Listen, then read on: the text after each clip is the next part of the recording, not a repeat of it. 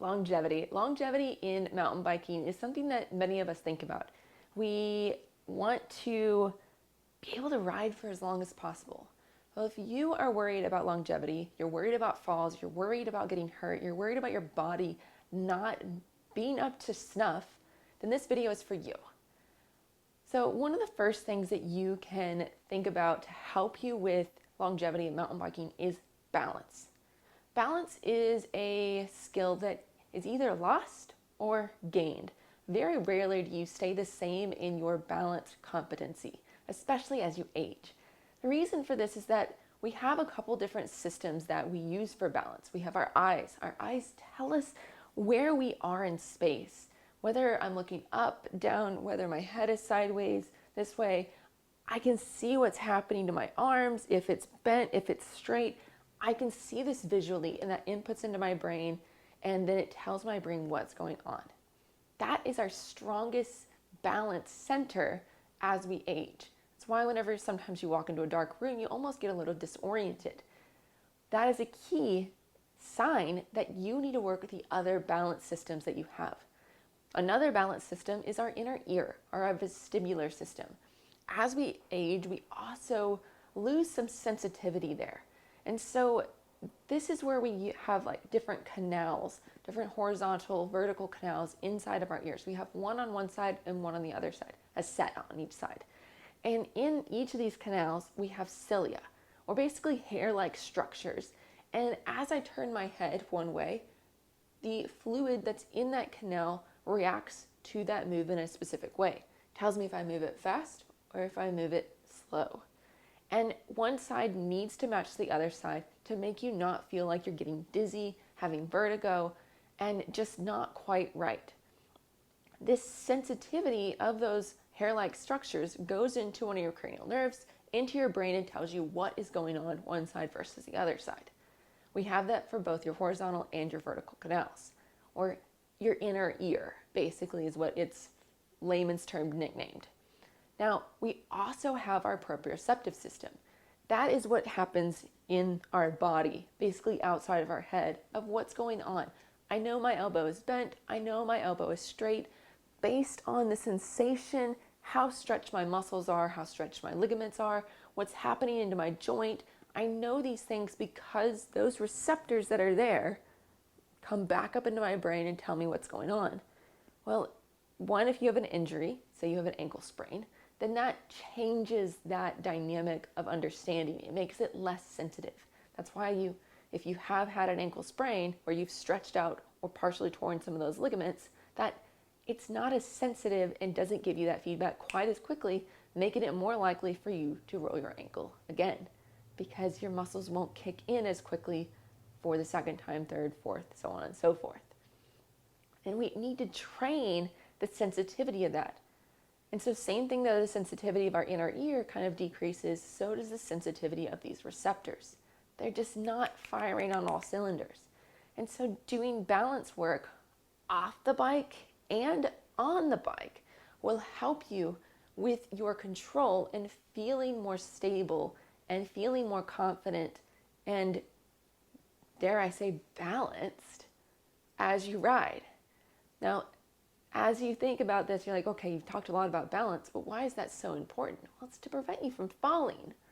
It's to make sure that you have the confidence to know what's happening to your bike, and so you can let your bike move and float freely underneath of you, and you can stay stable on top of that. This helps you tremendously with your confidence on the bike, making sure your bike is not moving you, but you're moving your bike. You're not just a passenger, but you're the driver of your bike. Balance work, as I said, off the bike and also on the bike are key for that. That's why I include them in my Ride Life workouts. That balance work is such a key component for it. Number two is strength. You're like, well, duh, Liz, strength helps everybody as they age. Well, strength in a way that makes it where if you do crash, it will be less impactful for you, or it will actually save you from crashing. Because if you're strong enough to kind of pull yourself back from that crash, as you probably see in this video, then that means that you won't actually crash. You won't actually fall to the ground, but you will have a save of it. You will be able to stop that from happening. But if you do go to the ground, then you are much stronger to maintain your joints, to control what's going on. Also, strength training helps with your bone density. And so if you do strength training where you're either doing body weight support or lifting and doing resistance training, both of those include resistance training in my brain because we're putting load through it. We're getting your body to understand that it needs stronger, denser bones to withstand the stress that you're putting on it. It basically does adaptive changes to help you with preventing osteopenia, osteoporosis, and many other things that can have less bone density. And so you're more resilient. You can control and you can come back from crashes, which will make them less scary as a whole.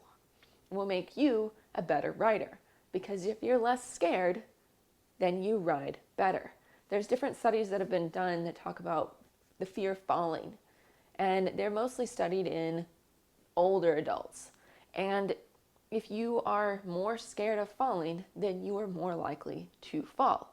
You're like, kind of think about that. And you're like, well, duh, that's because they probably are more likely to fall. That's why they're more scared, yes. But they also move like they're more scared.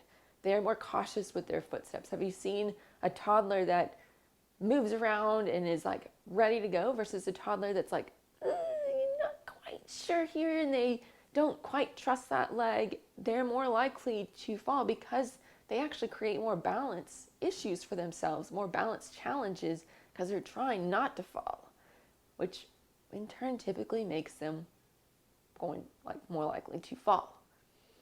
And so we need to make you more resilient, less fearful of falling and crashing with strength training.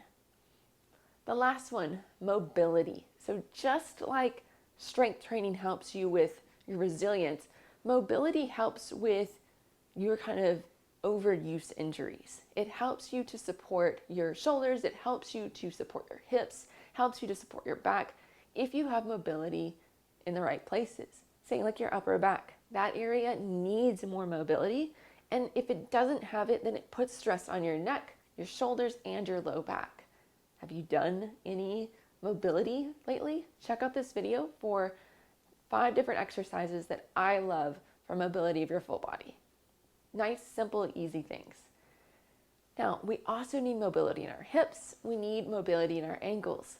All of these things kind of parse together to help you with making sure your body stays balanced, that it stays where you can strength train it right, where you're not going to develop overuse injuries that will take you off the bike because you have back pain, because you have neck issues, you get a headache every time you ride. That used to be me. I used to get headaches at the top of every climb, and it's because 1, my core was the pits, and 2, I rode like this as I climbed. And that's not helpful for anybody. And so helping to change some of that, getting me mobility in my upper back, giving me a stronger core, aka mobility and strength training, helped me a ton where I didn't get headaches anymore. I felt strong. I actually climbed so much better. And so making sure, as we kind of recap here, you're getting your balance training in, you're getting your strength training in, and you're getting your mobility in. All of these are key components of the Ride Life programs. If you're a female mountain biker or woman mountain biker, check out the link in the description below to the Ride Life team. And that is a workout that has workout programs for you that help with all of these componentries. I hope that this was helpful for you, kind of brightened your eyes into that you can change your future. You can ride for so long and you can be strong and confident in that. Hit the subscribe button if this was helpful or useful and you want to see more. And I'd love to know what you've done to help with your longevity on the bike. Cheers, y'all.